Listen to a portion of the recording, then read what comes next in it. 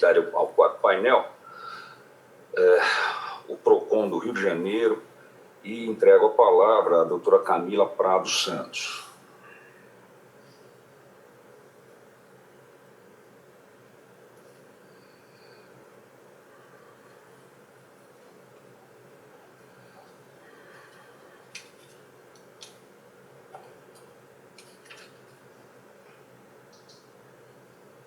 Bom dia.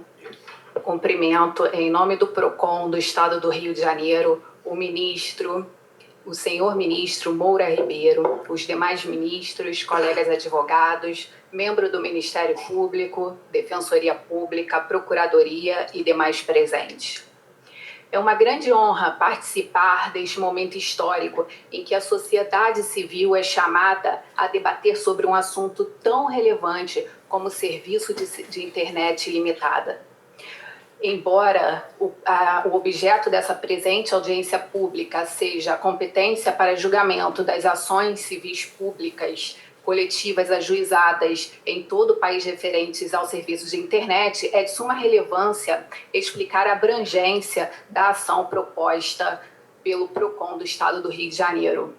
O PROCON do Estado do Rio de Janeiro, ao constatar a prática abusiva, a alteração unilateral do contrato pelas empresas Oi, Telefônica, Claro e TIM, ingressou com a ação civil pública em 23 de fevereiro de 2015, a fim de garantir o contrato de internet limitada, garantindo assim a continuidade do serviço a milhões de brasileiros. A Quinta Vara Empresarial do Estado do Rio concedeu a liminar em abril do mesmo ano. Após a demanda ajuizada pelo PROCON, diversos órgãos, instituições e entidades de defesa do consumidor entraram em contato com o PROCON a fim de obter informações acerca da demanda ajuizada.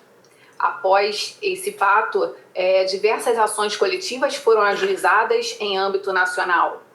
É claro que as diversas ações coletivas são de suma importância para demonstrar que o dano é nacional. Ele acontece tanto no Maranhão, como em Santa Catarina, como em Natal, como no Mato Grosso, São Paulo, quanto no Rio de Janeiro. E o consumidor é o maior prejudicado com essas alterações contratuais que só beneficiam os fornecedores de serviço, as grandes empresas. Quem dos senhores contrataria um serviço se soubesse que esse serviço poderia ser modificado a qualquer tempo? O direito, ele não pode ser modificado por circunstâncias empresariais impostas pelo mercado. Uma alegação de que o serviço seria promocional não procede. Diversas são as reclamações são contínuas nos órgãos de defesa do consumidor. As circunstâncias empresariais do mercado é que devem se adequar ao direito.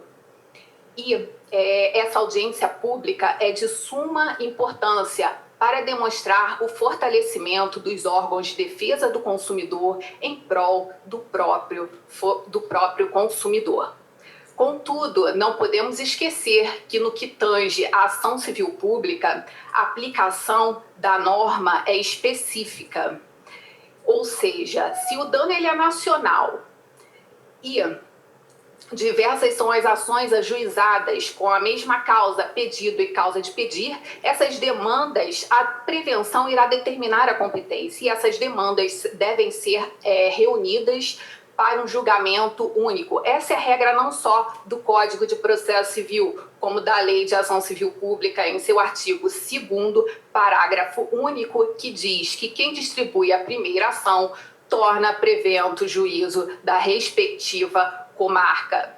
Em caso análogo, temos aqui o conflito de competência 126.601 de Minas Gerais, onde a Agência Nacional de Energia Elétrica ajuizou um conflito positivo para que as diversas demandas coletivas ajuizadas fossem reunidas, garantindo assim os princípios da economia processual e segurança jurídica. E o entendimento foi pela reunião de todas essas ações num único juízo. Juízo esse onde foi distribuída a primeira ação.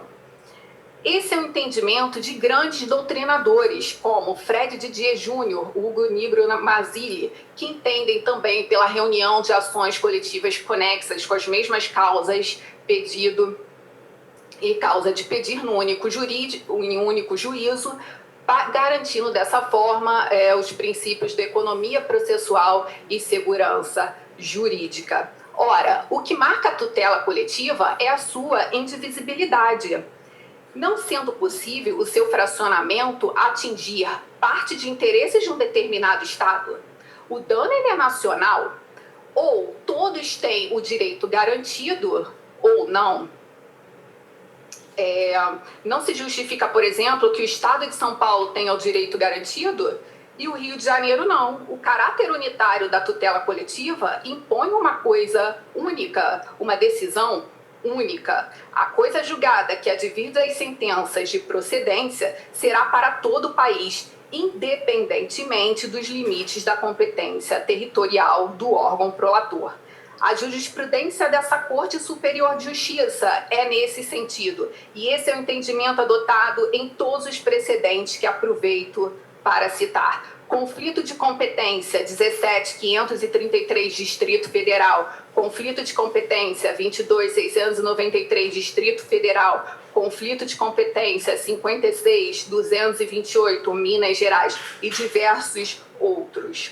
Logo, o PROCON do Estado do Rio de Janeiro, seguindo o entendimento da doutrina e jurisprudência dominante, entende que o juízo definitivo do conflito 141.322 do Rio de Janeiro deve ser designado como o juízo que deve ser reunida todas as ações onde foi ajuizada a primeira ação. Muito obrigada. Agradeço, doutora Camila Prado dos Santos, pela apresentação que fez a respeito do tema, com muita propriedade. E entrego a palavra, neste